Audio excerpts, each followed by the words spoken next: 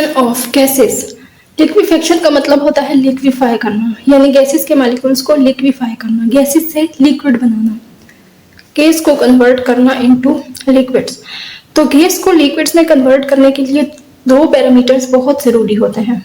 वो दो पैरामीटर्स कौन कौन से होते हैं? एक होता है टेम्परेचर और एक होता है प्रेशर। इन दो पैरामीटर्स को हम एडजस्ट करके गैस को लिक्विड में कन्वर्ट कर सकते हैं। अब टेम्परेचर क्या होता है? टेम्परेचर बेसिकली होता है kinetic energy of molecules, kinetic energy of molecules. तो गैस की लिक्विफैक्शन में टेम्परेचर को क्या करना होता है? कम करना होता है। टेम्परेचर को हमने कम करना है और प्रेशर को बढ़ाना है। लेट्स सपोज यहाँ पर हमारे पास एक कंटेनर है, उसके अंदर गैस पड़ी हुई है। ये गैस के मॉलिक्यूल्स हैं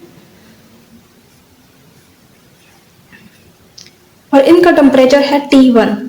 T1 ज्यादा टेम्परेचर है। अब इस टेम्परेचर की वजह से इन गैस के मॉलिक्यूल्स के पास काइनेटिक एनर्जी होगी। काइनेटिक एनर्जी की वजह से ये क्या करेंगे? ये मोशन में होंगे। इनका वाइब्रेशन हो रहा होगा अबाउट देयर मेन पोजीशन। ऐसे अब अगर हम टेम्परेचर कम करेंगे तो क्या होगा? इन गैस के मॉलिक्यूल्स का जो मोशन है वो स्लो हो जाएगा। हम लेट्स सपोज टेम्परेचर डिक्रीज करें, इसको अगर कूल करें तो ये T1 से T2 टेम्परेचर पर आ जाएगी और अब ये जो मॉलिक्यूल्स हैं इनका जो वाइब्रेशन का एम्पलीट्यूड है ये कम हो जाएगा। अब ये कम एम्पलीट्यूड से वाइब्रेट करेंगे क्योंकि इनकी जो काइनेटिक एनर्जी है वो कम हो गई है। लो टेम्परेचर पे काइनेटिक एनर्जी कम होती है। ये क्या है? हाई टेम्परेचर है और ये है लो टेम्परेचर। हाई टेम्परेचर पे इनके पास क्या थी? मोर काइनेटिक एनर्जी।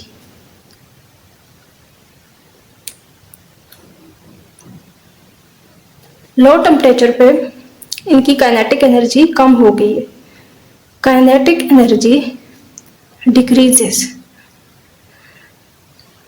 जब काइनेटिक एनर्जी डिक्रीज हो गई है तो इनका एम्पलीट्यूड ऑफ वाइब्रेशन भी कम हो गया।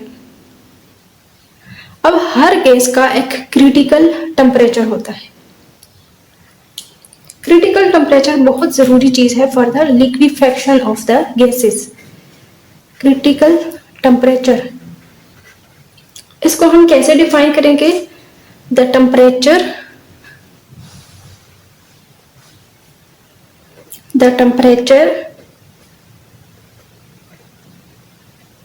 above which gas can never be liquefied no matter how much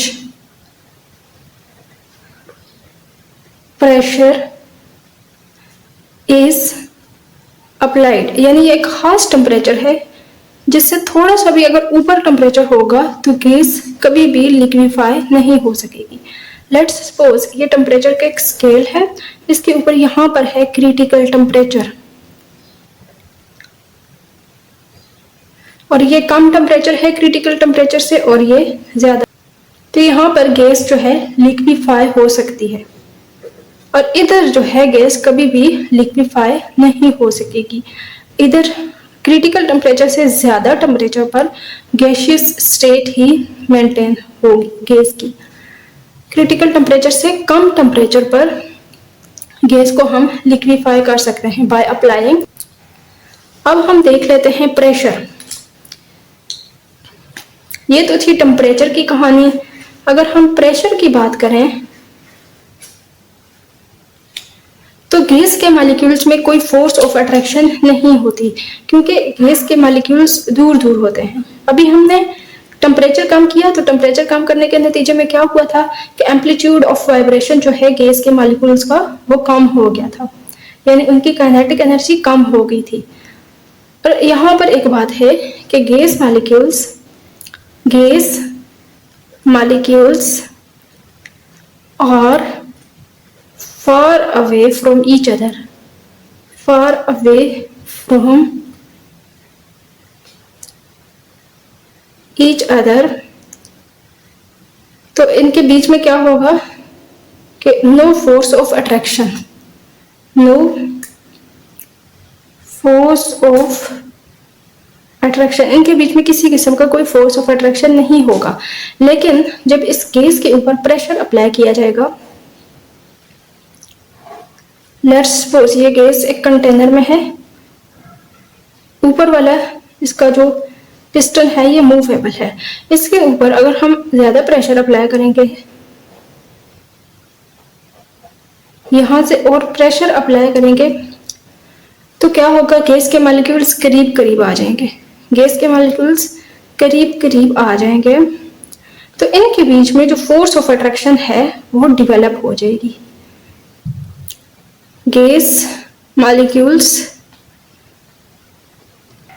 comes close to each other, और क्या होगा, force of attraction develops between them, force of attraction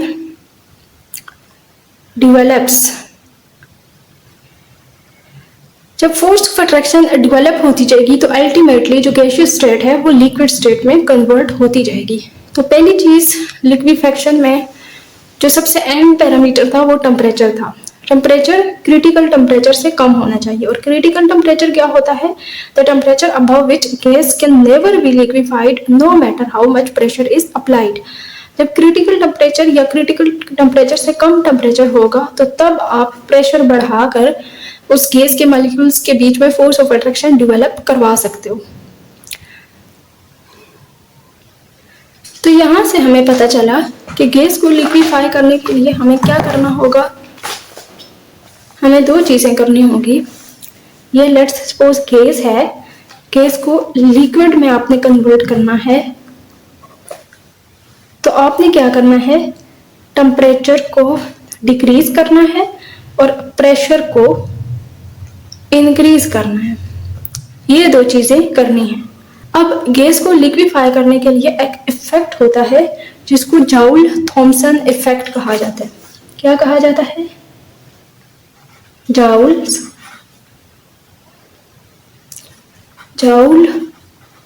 Thompson effect. इस इफेक्ट के according when a highly compressed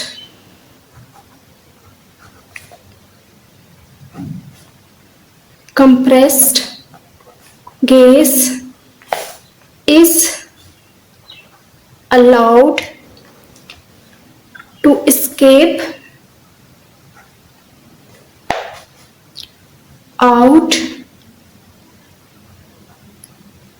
through a throttle,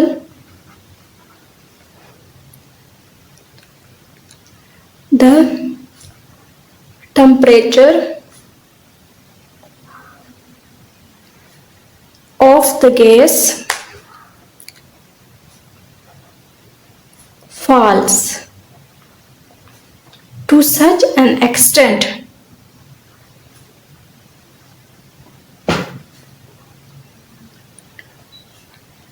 that it changes into the liquid form। इसको अगर diagrammatically show करूं तो वो कुछ इस तरह से होगा कि यहाँ से एक ट्यूब है और यहाँ पर लगा हुआ है कंप्रेसर। कंप्रेसर के अंदर यहाँ से गैस डाली जा रही है। कंप्रेसर जो है गैस को कंप्रेस करता जा रहा है, और ये जो कंप्रेसर जिस ट्यूब के साथ लगा हुआ है इसके एंड पर एक नोजल है या थ्रोटल है, और यहाँ पर छोटा सा सुराख है। इसको क्या कहा जाता है, नोजल या फिर थ्रोटल। अगर यहाँ से कंप्रेस की हुई गैस अगर इस थ्रोटल के थ्रू रिलीज की जाएगी तो वो गैस ठंडी हो जाएगी। अब यहाँ से क्या हो रहा है, गैस निकल रही है, escapes, तो it will be cooled, it cools. यहाँ से कंप्रेस्ड गैस जो है इसके अंदर है कंप्रेस्ड गैस। कंप्रेस्ड गैस के मॉलिक्यूल्स करीब करीब होंगे, उनके बीच में फोर्स ऑफ अट्रैक्शन डेवलप होगी, तो वो जब इस नोजल से निकलेगी तो वो ठंडी हो जाएगी। यहाँ से तो प्रेशर डिक्रीज हुआ था, यहाँ से तो प्रेशर इंक्रीज हो रहा था, लेकिन जब इस नोजल के थ्रू निकलेगी तो वो कूल हो जाएगी। यहाँ पर क्या हो जाएगा, टेम्परेचर कम हो जाएगा। तो यही तो दो कंडीशंस है for the liquefaction of the gases, यानी कंप्रेस्ड गैस जब इस नोजल या थ्रोटल से निकल रही है तो वो ठंडी हो रही है। दोनों कंडीशंस पूरी हो रही है for the liquefaction of the gases, तो यहाँ से गैस जो है वो लिक्विड बनती जा रही है, यहाँ से गैस लिक्विड बनती जा रही है। इसको कहा जाता है जाउल्स थॉमसन इफेक्ट। इस इफेक्ट को आप डेली लाइफ में इस तरह से समझ सकते हो कि अगर आप मुंह के अंदर छोटी सी ओपनिंग रखकर उसमें से एयर को बाहर निकालें तो वो एयर ठंडी होगी, लेकिन आप बड़ी ओपनिंग से, अपने मुंह में बड़ी ओपनिंग से हवा निकालेंगे तो वो हवा गर्म होगी।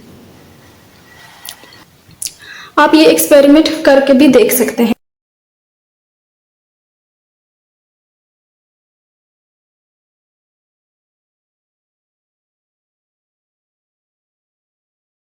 ये जो जाउल थॉमसन इफेक्ट है इसको यूज किया जाता है लिंड्स मेथड में।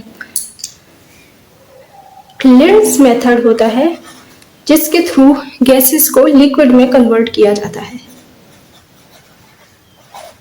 लिंड्स मेथड, इस मेथड की हम कंस्ट्रक्शन देख लेते हैं। लिंड्स मेथड में बेसिकली क्या होता है कि जाउल थॉमसन इफेक्ट को यूज किया जाता है। यूजेस जाउल्स थॉमसन इफेक्ट, इस इफेक्ट को ये यूज करता है। इसकी कंस्ट्रक्शन कुछ इस तरह से है, यहां पर एक कंप्रेसर लगाया जाता है, इस कंप्रेसर के अंदर एक साइड से फ्रेश एयर डाली जाती है और इस कंप्रेसर के अंदर गैस कंप्रेस होकर उसको इस तरह के पाइप्स के अंदर से गुजारा जाता है और इस पाइप के एंड पर क्या होता है, एक नोजल।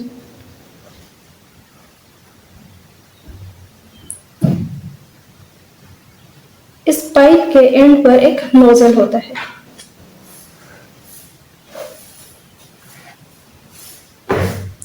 यहाँ पर एक बीकर रखा जाता है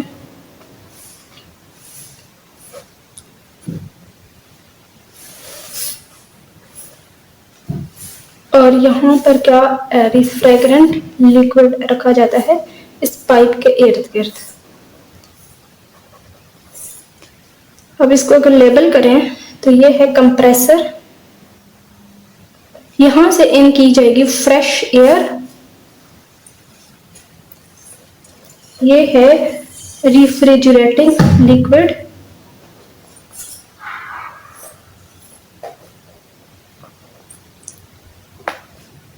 दिस इज स्पाइरल ट्यूब। यहां पर फ्रेश एयर इन हो रही है तो एयर कंप्रेस होकर इस रास्ते के थ्रू आ रही है। अब स्पाइरल पाइप के अंदर से गुजरेगी और इस नोजल के थ्रू ऐसे निकल जाएगी। यहाँ पर इस पाइप के अंदर है कंप्रेस्ड एयर। अब इसकी वर्किंग क्या है कि फ्रेश एयर इन होगी, कंप्रेसर में कंप्रेस होगी, कंप्रेसर के अंदर कंप्रेस होगी, यानी इसका प्रेशर जो है वो बढ़ जाएगा। प्रेशर बढ़ जाएगा तो कंप्रेस्ड एयर यानी एयर हैविंग हाई प्रेशर इधर से आएगी। अब रिफ्रेग इस पाइप के यहाँ से जब गुजरेगी तो इस यहाँ पर इर्द गिर्द है रेफ्रिजरेटिंग लिक्विड। ये रेफ्रिजरेटिंग लिक्विड क्या करेगा, इससे हरारत ले लेगा। तो इसका टेम्परेचर क्या हो जाएगा, डिक्रीज हो जाएगा। टेम्परेचर डिक्रीज हो जाएगा और ये फिर इधर आकर स्पाइरल पाइप के अंदर से गुजरेगी और इस नोजल या थ्रोटल से निकलेगी तो इधर क्या हो जाएगी, एक्सपेंड हो जाएगी। इस चैम्बर को कहा जाता है एक्सपेंशन चैम्बर। एक्सपेंशन चैम्बर, यहाँ पर गैस जो है वो एक्सपैंड हो रही है। तो इस सारे रास्ते से गुजरने के दौरान एक तो गैस का प्रेशर इंक्रीज हुआ है और दूसरा उसका टेम्परेचर डिक्रीज हुआ है।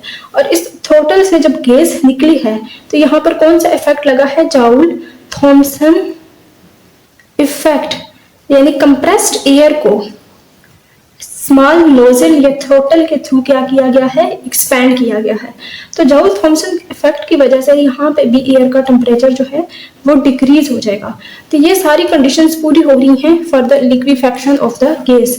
तो यहाँ से जब निकलेगी तो एयर जो है वो लिक्विड होती जाएगी। तो यहाँ पर लिक्विड एयर इकट्ठी होती जाएगी। कुछ जो एयर है वो लिक्विड नहीं बनेगी तो वो यहाँ पर आ जाएगी। अब ये एयर इस साइड ट्यूब के थ्रू अगेन कंप्रेसर के अंदर जाएगी।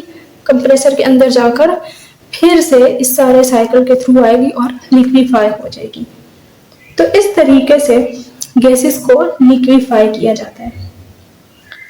अब ये वाला जो मेथड है ये यूज किया जाता है रेफ्रिजरेटर्स या एयर कंडीशनर्स में।